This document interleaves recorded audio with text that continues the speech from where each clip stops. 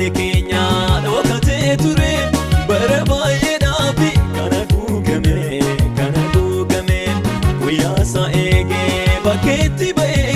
fayyinni dhugaanis namootaaf ta'e guyyaa isaa eegee bakkeetti ba'ee fayyinni guddaani namootaaf ta'e.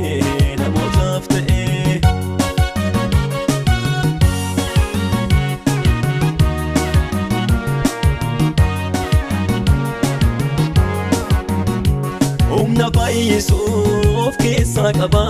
wangeelli keenya kan diigamanii ijaara wangeelli keenya kan badanii karaatti isaanii deebisa wangeelli keenya saafuu yaa wangeela keenya saafuu yaa wangeela keenya saafuu yaa wangeela keenya billaa qarlamaatti hojjetam yooti jiraataniif jireenya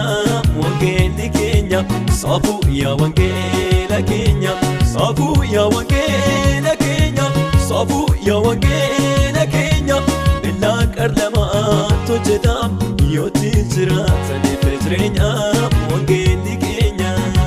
wangeelli keenya dhokatee ture bara baay'eedhaaf kana guugame guyyaa isaa eegee bakkeetti ba'ee fayyinni dhugaanis namootaaf ta'e guyyaa isaa eegee bakkeetti ba'ee fayyinni guddaani namootaaf ta'e.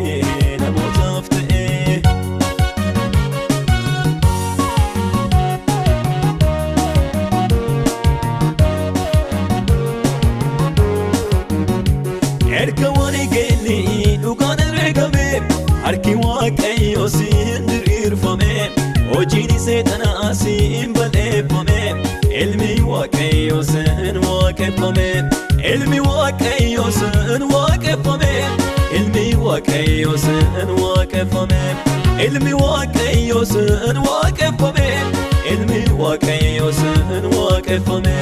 saafuu yaa wangeela keenya saafuu yaa wangeela keenya saafuu yaa wangeela keenya billaa qarlamaatti hojjetam yooti jiraataniif jireenya wangeelli keenya dhokatee ture bara baay'eedhaaf kana guugame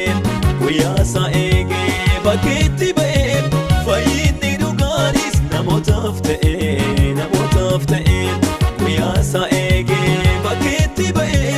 fayyinni guddaani namootaaf ta'e.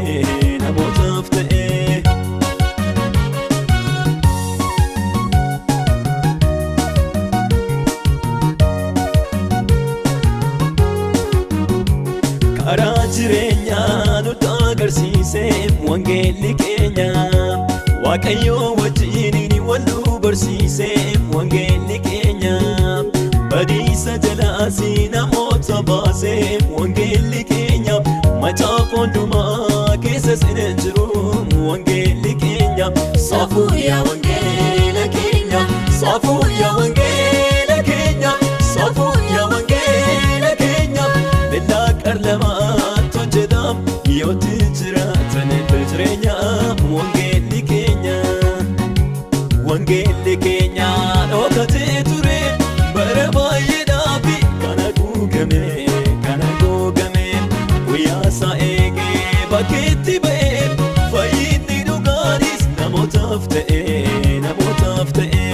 guyyaa isaa eegee bakkeetti ba'ee fayyinni guddaani namootaaf ta'e.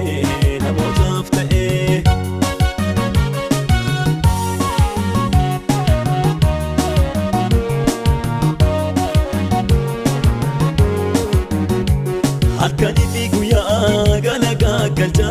wangeela laala macaafa biraanii wal bukkee qaba waliin madaala beekumsa namaanii biraan ga'amne wangeelli keenya harka waaqayyootiin kan nuuf caafame dhaame dubbii jireenya